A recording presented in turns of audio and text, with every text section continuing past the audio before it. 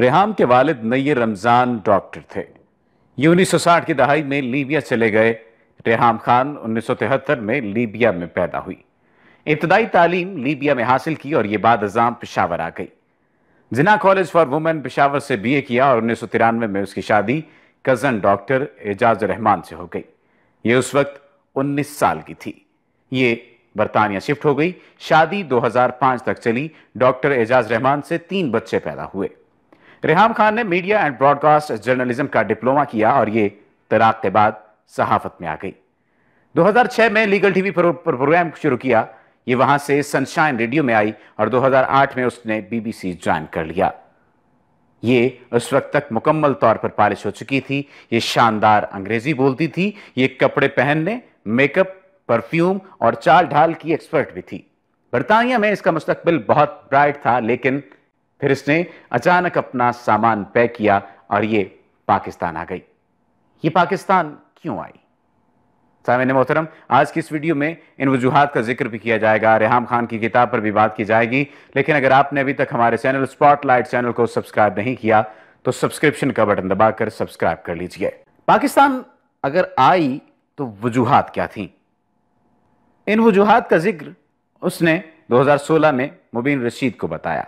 मुबीन रशीद उसका programme producer और उसकी आधी किताब का मुसन्निफ है। मुबीन रशीद ने रेहाम खान की किताब के इब्तदाई 272 सफ़हात लिखे हैं। रेहाम ने मुबीन को बताया, मैं बाकायदा प्लानिंग के साथ पाकिस्तान गई थी। इमरान खान मेरा टारगेट था, जबकि मेरे एक और जरिए ने दावा किया पाकिस्तान में मियां शहबाज शरीफ और इमरान खान ये दोनों रेहाम खान के टारगेट थे। रेहाम बुनियादी तौर पर ओवर एम्बिशियस खातून है। ये नंबर 1 की लिस्ट में आना चाहती थी। उसने 2007 में लंदन में शाहरुख खान के साथ चंद सेकंड का इश्तिहार भी किया था। उसको इन चंद सेकंड्स के लिए बहुत मेहनत करना पड़ी थी। ये बहरहाल पाकिस्तान आ गई और यहां उसने न्यूज़ 1 टीवी में प्रोग्राम शुरू कर दिया। ये न्यूज़ 1 से आज टीवी पहुंची। शुरू में 7 बजे का टाइम स्लॉट मिला, फिर 8 बजे का टाइम स्लॉट खाली हुआ तो ये प्राइम टाइम में आ गई। ये हर सूरत इमरान खान का इंटरव्यू करना चाहती थी। यह मसला नईमुल हक ने हल किया। रेहाम इंटरव्यू के लिए इमरान खान के सामने बैठी तो ये उससे मुतासिर हुए बगैर न रह सकी। इंटरव्यू खत्म हुआ, कैमरे बंद हुए तो खान साहब ने उससे कहा, बड़ी देर कर दी मेहरबान आते आते। ये वो फिक्रा था जिससे रेहाम खान और इमरान खान के दरमियान रब्त शुरू हुआ और ये रब्त आने वाले दिनों में शादी तक पहुंच गया। मैं कहानी आगे बढ़ाने से कबल आपको ये बताता चलूं, रेहाम खान में मशहूर नफ्सियाती बीमारी बाइपोलर की तमाम अलामतें मौजूद हैं। ये जब अच्छी होती है तो ये दुनिया को हैरान कर देती है और ये जब पलटा खाती है तो ये दूसरे को कच्चा खा जाती है। ये शादी तक एक ऐसी हैरान कुन खातून साबित हुई जिसके लिए इमरान खान जैसे बुजुर्ग कवारे दुआएं करते रहते हैं। लेकिन ये शादी के बाद दूसरे कुतब तक पहुंच गई। ये नाकाबिले बर्दाश्त हो गई। इमरान खान की शादी का ऐलान 6 जनवरी 2015 को हुआ, लेकिन रेहाम खान का दावा है हमारी शादी 2 माह कबल अक्टूबर 2014 के आखिर में हुई थी। ये दावा करती है हमारी 3 शादियां हुई थीं, ताहम ये तीसरी शादी की वजाहत नहीं करती। ये शादी अप्रैल 2015 तक ठीक चलती रही, लेकिन फिर दोनों के दरमियान झगड़े होने लगे। झगड़ों का आगाज कुत्तों से हुआ। इमरान खान भी कुत्ते पालते हैं और रेहाम खान भी लंदन से अपना कुत्ता लेकर आई थी। ये दोनों कुत्ते एक दूसरे के दुश्मन साबित हुए। चुनाचे दोनों में बहुत इख्तिलाफात शुरू हो गए। रेहाम खान बहुत जल्द अपना कुत्ता बनीगाला से शिफ्ट करने पर मजबूर हो गई। इमरान खान को उसकी 3 आदतें भी बुरी लगती थीं। ये खान का मोबाइल फोन चेक करती थी। खान को ये अच्छा नहीं लगता था। खान साहब एक दिन नमाज पढ़ रहे थे, सलाम फेरा तो देखा रेहाम खान उनका मोबाइल खोलकर बैठी है। खान साहब गुस्से में आपे से बाहर हो जाते हैं। चुनाचे उस दिन दोनों के दरमियान खौफनाक लड़ाई हुई। यह मौका उसके बाद बार बार आता रहा। इमरान खान ने कई बार अपने मोबाइल दीवार पर मारकर तोड़ दिया। रेहाम खान के बच्चे भी बनीगाला में रहते थे। खान साहब उन बच्चों के साथ भी खुश नहीं थे। खान की बहनें जमाइमा खान और दोनों बेटे भी इस शादी पर नाराज थे। खान पर यह दबाव भी था। दूसरा, रेहाम खान सियासत में बिला वजह बेदखल तरीके के जरिए से दखल हो रही थी। ये पार्टी की मीटिंगों में बैठ जाती थी। ये खान के ट्विटर अकाउंट पर ट्वीट्स कर देती थी। ये पार्टी की खवातीन को मशकूक नजरों से देखती थी। ये उन्हें बेइज्जत करके निकाल भी देती थी। उसे जलसों से खिताब का शौक भी था। ये जबरदस्ती जलसागाहों में पहुंच जाती थी। ये वहां तकरीर भी कर देती थी और ये NA 120 के इंतखाबी जलसे में भी पहुंच गई। इमरान खान को ये अच्छा नहीं लगता था, लेकिन ये रुकने के लिए तैयार नहीं थी। ये घर नहीं बैठ सकती थी। चुनाचे दोनों के दरमियान तसादुम खौफनाक होता चला गया और तीसरी वजह, रेहाम ने पार्टी के लोगों को बराह रास्त हुक्म देना शुरू कर दिया था।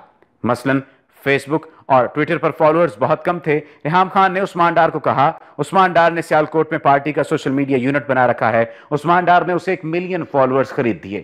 یہ ان دنوں فلم بھی بنا رہی تھی۔ شنید تھا، ریحام نے فیصل واوڈا سے فلم کے لیے رقم لی۔ یہ پارٹی کے لیے عہدیداروں کی میٹنگ بھی بلا لیتی تھی۔ یہ KPK میں بھی دورے شروع کر دیتی تھی اور یہ وزیر اعلیٰ اور وزراء کے احکامات بھی جاری کر دیتی تھی۔ عمران خان کے لیے یہ بھی قابل قبول نہیں تھا۔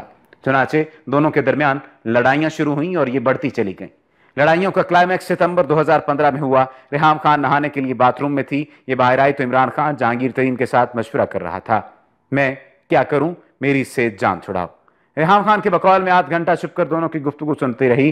میری برداشت جواب دے گئی تو میں باہر آئی اور پھٹ پڑی۔ یہ لڑائی خوفناک تھی۔ عمران خان نے اس لڑائی کے بعد اسے طلاق دینے کا فیصلہ کر لیا، لیکن پھر لوگ درمیان میں پڑے۔ انہوں نے خان کو سمجھایا، آپ اسے صرف گھر تک محدود کر دیں، طلاق نہ دیں۔ یہ طلاق آپ کے امیج کے لیے بہتر نہیں ہوگی۔ ان لوگوں نے نتھیا گلی میں دونوں کی ملاقات بھی کروائی۔ معاملات سیٹل ہو گئے، لیکن یہ بندوبست زیادہ دنوں تک نہیں چل سکا، یہاں تک کہ عارف نظامی نے 23 ستمبر 2015 کو اپنے پروگرام میں دونوں کے درمیان طلاق کا دعویٰ کر دیا۔ ریحام کا خیال ہے یہ خبر جہانگیر ترین نے عارف نظامی کو دی تھی۔ ریحام خان 28 اکتوبر 2015 کو لندن میں مبین رشید کی میڈیا کانفرنس میں موجود تھی، لیکن 28 اکتوبر کی رات اس کے عمران خان کے ساتھ خوفناک جنگ ہوئی۔ ریحام نے گھر کی بے شمار چیزیں توڑ دیں۔ یہ بنی گالا سے نکلی، رات راولپنڈی کے ایک ہوٹل میں گزاری اور 29 اکتوبر کی صبح برمنگھم کی فلائٹ لے لی۔ یہ جاتے ہوئے عمران خان کا بلیک بیری بھی ساتھ لے گئی۔ یہ سپہر 3 بجے برمنگھم پہنچی اور اترتے ہی عمران خان کے دوست زلفی بخاری کو فون کیا۔ زلفی بخاری بعد ازاں عمران خان اور ریحام کے درمیان رابطہ بنا۔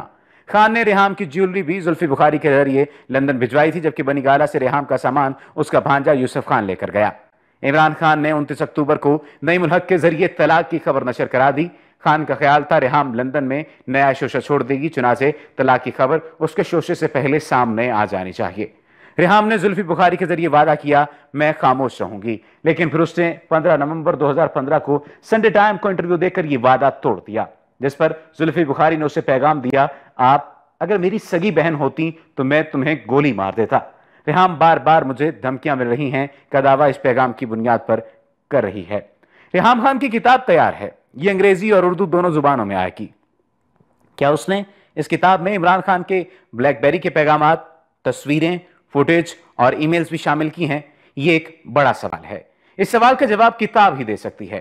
اگر بلیک بیری کا مواد کتاب میں شامل ہے تو پھر عمران خان کی ساکھ کو ٹھیک ٹھاک نقصان پہنچے گا، اور ریحام نے اگر یہ مواد اپنی اگلی کتاب کے لیے سنبھال لیا ہے تو پھر عمران خان سے زیادہ اون چودھری، نعیم الحق، مراد سعید اور جہانگیر ترین اس کتاب کا وکٹم بنیں گے۔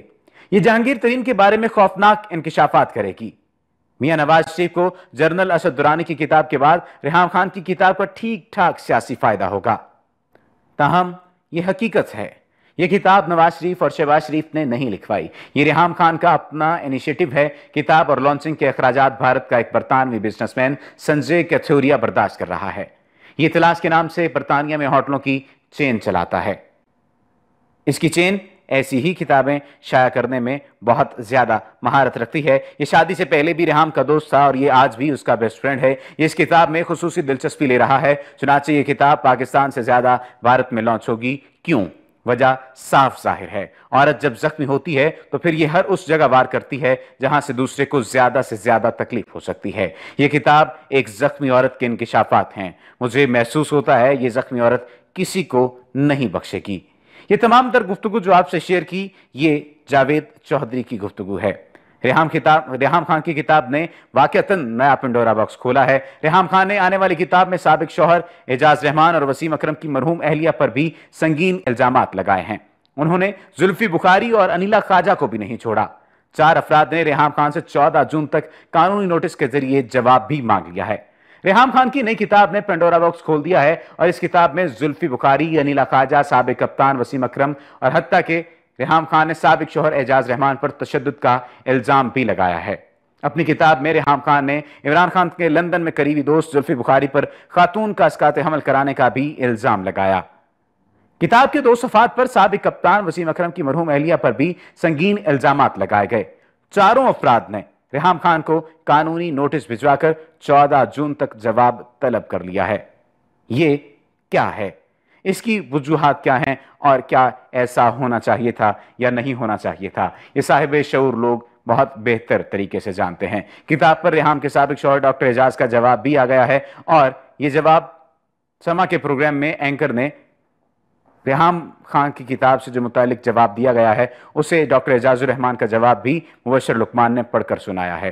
امید یہ کی جائے گی کہ یہ معاملہ اسی طرح سے سلجھ جائے گا، اور اگر یہ سیاست کا چلن اسی طرح سے بیڈ روم کی سیاست تک کا چلن شروع ہو گیا تو پھر شاید سیاستدانوں کو بھی مشکلات ہوں گی، اور ان کی بیویوں کو بھی اور ان کی معشوقاؤں کو بھی مشکلات کا سامنا کرنا پڑ سکتا ہے۔ اگر آپ نے ابھی تک ہمارے چینل کو سبسکرائب نہیں کیا تو سبسکرپشن کا بٹن دبا کر سبسکرائب کر لیجئے۔